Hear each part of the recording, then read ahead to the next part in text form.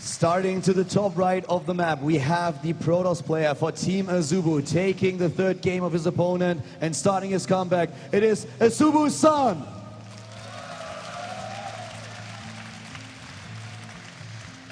And his opponent starting to the top left, winning the first two games in the best-of-5 series. He is one map win away from victory. It is Team Liquid's TaeJa.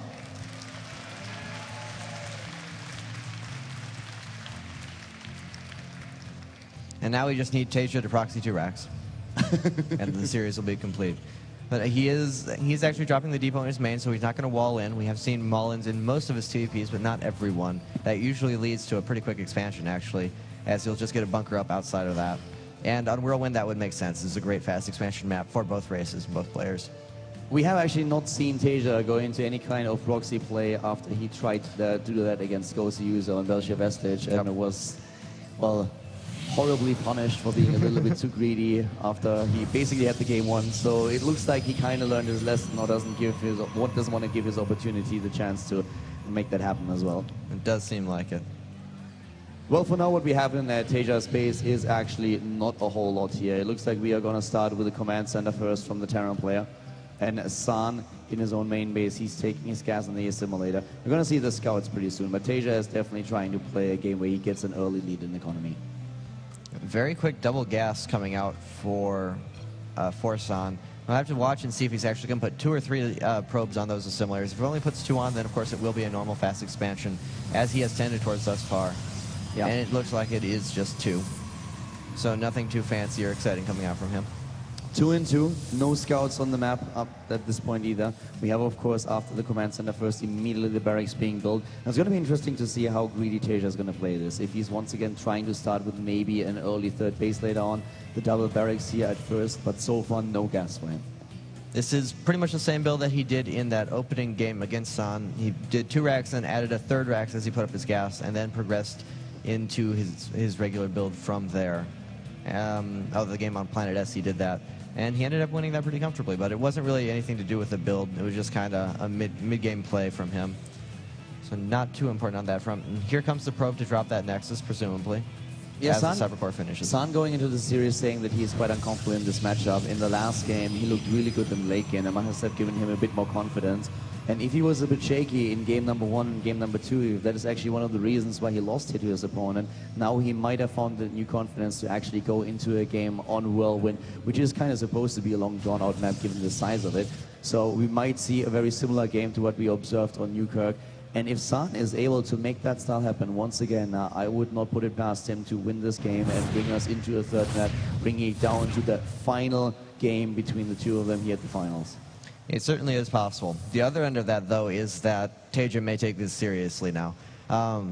Not to knock San, but there's plenty of holes in his build. He actually takes his 3rd base very, very quickly every game thus far, and we've seen that TaeJa is willing to punish stuff once it starts beating him. Against Alicia, he let him get away with his build for a couple of games, but then once it was really on the line, he did very well prepared, well-designed builds that completely punished it. And I think if he wants to go for that here, and San plays the same way, I think that 3rd base is actually going to be completely exposed.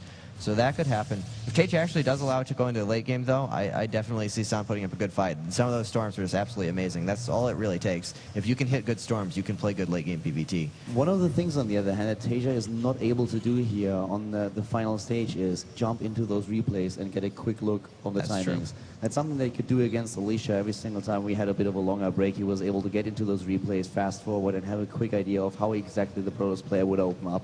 Against San, he, of course, has a really good grasp on what's going on, but he doesn't really know 100%. And San himself is using the build that we have seen in most of those games, and he is building those immortals that you cherish so much, Greg. Indeed he is. And that scan, actually, it catches the other gateway, but that doesn't tell him too much. This is still pretty close to everything that's been happening thus far. Although I believe he has foregone the Forge, so that fast second gateway. And getting out Immortals very, very quickly. This could be an Immortal bust. Them. He's chrono boosting the Immortals. It certainly looks like that's exactly what 2 more gateways coming. It is going to be an Immortal all-in. And TaeJa builds 1 bunker, but that's all there is. So we were speculating if San at some point would say, okay, you know what, I'm going to roll the dice here. I'm going to start to hit you hard. And that's exactly what he's trying to do in game number 4 now. That might surprise TaeJa a little bit given what we've seen in the first 3 games. If he spots that pylon, though, if he gets a bit of an inkling, if he drops another scan in the main base of his opponent, he should know what's coming up and immediately start building additional bunkers, which is not the case right now. No, it's not. He's still completely vulnerable. He does have 3 barracks production. He has quite a few units out. That's a lot of Marines, though. Yeah, but the 3 Marines... sentries and 2 Immortals moving out. And he has, I believe, 4 gateways behind this. So this is a very, very fast, but not a very big Immortal all-in. But against 1 bunker with 4 Marines, yeah, that's going to work out pretty well. And TaeJa has no idea. None whatsoever. He's going into double reactor right now, and that limits his production in units like horribly. Here we go. TaeJa, he did he see that? It looks like he should have, but Yeah. he's not reacting. He's not putting up any more bunkers. He's not pulling SCVs. It really looked like that was within vision range. And there comes the pylon, and apparently TaeJa did not see. He's now building a bunker. Maybe he got a glimpse on that, but we already have too late now, San though. about to move in. It looks like it's too late. Here comes the Protoss player. The Guardian Shield is up. The force fields immediately on, and all those SCVs trying to repair what can't be repaired anymore. SCVs going down. San moving back a little bit. The warp-ins, they have started. The Zealots, they are moving in as well. 61 supply for TaeJa, desperately trying to get those bunkers up. The cancel is strong. We have the SCVs retreating into the main base. The forced lift at the natural, and all those mules and the rest of the structures on the low ground eliminated by San. And San, he has the 3rd and 4th gas coming up into his natural. He can't just pull back and play a macro game from here. And it doesn't look like he wants to charge up there. It looks like he's just going to play the containment and try and scare TaeJa. Well, he is continuing to warp in, though, so it's going to be very hard for TaeJa to move down this ramp anytime soon. Yeah, he needs to wait for Medivacs at the least, and even with those, it's not going to be easy. He has so many SCVs that are not even mining, and here comes the Terran player. He tries to claim the low ground. The first 2 Medivacs are there. Here comes the Stim. The Guardian Shield is up. San is fighting. Most of the SCVs are already gone. He killed 15. He's going to take down the Marines. San is losing units a lot on his own, but those 2 more, they're still going strong. Not a lot of gateway units are left though. And TaeJa is moving in, but he might already have lost too much. He's hunting down the Immortals, but at what cost? It is a 26-42 Harvester lead for San, and he does have the Robo Bay coming up. So often in this situation, it looks like that gateway timing does a lot of damage, but then Terran cleans up and pushes out and does a lot of damage. It's not looking like that's going to be the case here. San even putting up 2 cannons just to be extra safe. He has such a big economy, and he actually has some tech to back it up. He has that Colossus that will be on the way, presumably after this Immortal completes, and 4 gateway production. And it looks like TaeJa isn't even... Oh, he is sending out 2 medevacs full of units. TaeJa is dropping, but 2 Zealots have been warped in, and they are trying to go into the middle line once again. Now San sees this immediately, but he doesn't have enough just yet. He's dropping the Photon Overcharge, but it's not in range of that attack. And now the lift back, trying to use that high and low ground to his advantage. Maybe even sniping that robotics. Not really happening. The first Colossus isn't out just yet. He's dropping another Photon Overcharge, starting to take down those Marines. He needs to save the robotics, and this is exactly what he does. It's unpowered right now. He gets those pylons into the game once again, and Zealots have been harassing the natural of TaeJa the entire time. 23 SCVs have been killed, and TaeJa is still down in Harvesters, but of course, those mules put him still in a good spot with economy. Really, really nice Zealot warp-ins by San there. It takes a lot of confidence to see an attack coming across the map and actually use your warp-ins for harassment like that. But he definitely had enough units. He was well aware of that. Very confident in his ability to defend and doing some counterattacks, which took out even more SCVs, just further crippling TaeJa's economy. And we have a Twilight Council coming down, upgrades coming out, Colossus production has begun, and 2 Vikings coming out. So TaeJa knows exactly where he stands. It's just a question of whether or not he's lost so much economy that it doesn't matter. Another drop into the main base. He's going for the Doom drop here. 4 medivacs in total, but that Colossus is out. He doesn't have range on the other hand. And once more, the attempted snipe on that robotics, and he gets it. The robotics is down. 1 medivac, not even a single medivac is being eliminated, and TaeJa is exactly pushing the right buttons here. He definitely is. That's such a huge shield taking out that Robo. Given that he was heading up for the Colossus first, he doesn't have Templar tech yet. The Twilight Council just finished, so he now has access to it, but he's actually putting the Robo back up. So he is just going to end the Templar Archives at the same time. So he's not going to have any of those high-tech, high-damage units for quite some time. TaeJa has pretty much full control of the game for the time being, and he's even starting to even up the Harvester count, now only a deficit of 10. And moving in at that natural, trying to take down the cannons at least. The Colossus is going in, trying to dish out as much damage against the Marines as humanly possible. The force field at the front just stopping the Terran player for a second. TaeJa engaging once more, but only just hanging that ramp, trying to go up, maybe take down a few units before retreating. Really great game by TaeJa, especially given the aggressive opening that we saw out of San here. San even losing more in the initial battle, but it's of course all about the resources that TaeJa lost, but he couldn't mine, but he had no control over his natural base. Such confidence, or such confident play from TaeJa despite that opening. He's really he's charging in there even against pretty superior unit count as well as the Colossus, and just trusting his micro to get him efficient trades, and he has been getting them. He took out a lot of sentries, a lot of zealots, and hasn't really lost that much, and he's still continuing to close the Harvester gap. And I believe he has a third CC on the way. He does have a third CC on the way, which will actually end up putting him ahead in terms of economy. And he still has total map control. San just really hasn't been able to do anything since that initial push.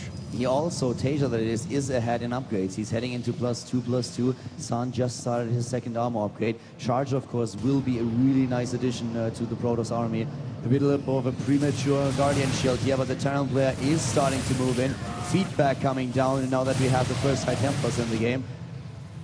And the drop in the main base, the distraction at the natural. For now it worked, but another set of units is moving in. That Colossus is exposed and way too far at the front. A great snipe by TaeJa, and immediately moving out again. That was such a good trade for him. Yeah, that was absolutely perfect by him. That was the only Colossus in the game, and it seems he's aware of it. He's not actually producing any more. Oh, DTs, 3 DTs coming in. Yeah, 3 DTs moving in. There's 1 missile turret. He can actually take that down if he wants to. But instead, he's just going to lose a DT and then run away. Yeah. Oh, but the rest of the army is being engaged here. TaeJa is fighting, and San does not have all of these units here. And suddenly, TaeJa is not only fighting this back, he's making his way into the natural. There's no storm, there's no upgrade, only the feedbacks. The Terran player stutter stepping back, making his mic work, taking his supply lead, maybe even able to force the issue here. The third base coming up for both of them. The left side of the map, we have the Dark Templars doing damage at the third, and TaeJa moving out for now, but a significant lead in supply and taking that lead in upgrades that we've been talking about earlier. That was absolutely huge. I'm not sure why Stan wanted to engage that without any AoE. He definitely wasn't going to be able to do the damage necessary to take down that bio. At the same time, a little bit more harassment coming in on the third base, but it has been deflected by TaeJa. So he now has a 3-base to 2-base lead and just a ridiculous advantage in terms of army and tech and upgrades. TaeJa played such a cost-efficient game. He lost 5,000 resources against nearly 10,000. It's really incredible to see how he was able to make this happen, especially after the initial pressure, with the Medivacs using that mobility against the Protoss player, always dropping the main base, always distracting him at the natural, seeing his opportunities and taking them. San is trying to establish himself a third, but that only works because it hasn't been scouted yet. And TaeJa moving into the main base, once again with the drop early on, he took down that robotics. Now he's trying to aim for those pylons first, but he has another set of units trying to take down this third base. And there's no Mothership Core in the game right now, so no opportunity to Planetary Nexus to help hold the odds off. Another attack going into the third base as this attack hits his main. DTs are going down here. A present Christmas come early for TaeJa. He takes down the Dark Templars, he takes down the High Templars, and he's going for the Nexus too. At the bottom right, or at the right center, we currently see the Terran player still trying to do the damage that he needs to do against the third base. The units are moving in at the third of TaeJa, trying to get a hold of all those those Dark Templars, and of course with the missile turret that he built earlier, that's not going to be a big problem for him. San's just unable to touch TaeJa in any way. He continually sends units into that third base. He hasn't accomplished anything at all with any of it. Whereas TaeJa, every time he comes anywhere near San, he kills units efficiently, doing tons of damage, and San just really isn't able to get anything together. He's just constantly losing chunks of his army and losing chunks of his economy. San looked earlier like he might be able to win the game right away. With that immortal push, only 1 bunker ready, and he made his way into the natural, forced the lift, but TaeJa, with great decision making here, was able to recover, is now on his way to get +3 upgrades. He's at 153 supply against 114. The army supply heavily in his favor with 94 to 68. And he is still playing this very, very patient, waiting for his opportunities and just trying to carry that advantage that he has into the late game. More attempts at harassment coming in from San, and this base actually is completely open and undefended, but reinforcements walking right by can be just pulled in from TaeJa, although they're not, so he is losing quite a few SCVs here. And finally, a crack in the armor for TaeJa. San has something to take advantage of. And his War Prism, I'm not sure if he stayed in with that. He's trying to go into the Colossi again and also into the range upgrade. The War Prism itself actually headed into the main base. Another drop coming into the main from TaeJa, though. Yeah, there's once absolutely again the persistent. drop here in the main base of San, and this time maybe taking out the Nexus, not quite yet. The DTs are moving in, but there's the scan, he has enough energy. He takes the Dark Templar out, and now everything is completely exposed as the Terran player with a 50 supply lead might be able to just drop that Nexus, waiting for the photon cannon to happen here, and he moves out with those medivacs, and a great position for TaeJa. He is just slowly and steadily picking Sun apart.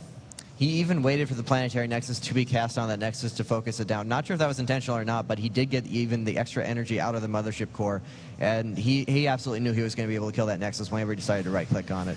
So TaeJa being a little bit cute here, and just such a big army advantage now, still up by 70 supply and with a better economy, and so many ghosts now, and we saw what happens when he has that many ghosts. TaeJa will soon be 3 upgrades ahead of his opponent. It doesn't take much longer for that. And we have already a fair number of Vikings in the game. 4, and he's building 2 at a time. Those Colossi that are currently being built by Azuhu-san won't have a great day. We have range about to be completed. Finally, San is starting his armor upgrades, but he is so far behind. He is behind in income, he's behind in tech, in upgrades, in army supply. TaeJa is trying to finish this game. Storms might be the saving grace of Sanya. He needs them, and he needs them badly. Time Walks going in, the High Templars, EMP, and TaeJa, he takes it. He takes down the Immortal, he takes down the Colossi. The High Templar are gone, the third base exposed. GG! And Liquid TaeJa wins the ASUS ROG 2013.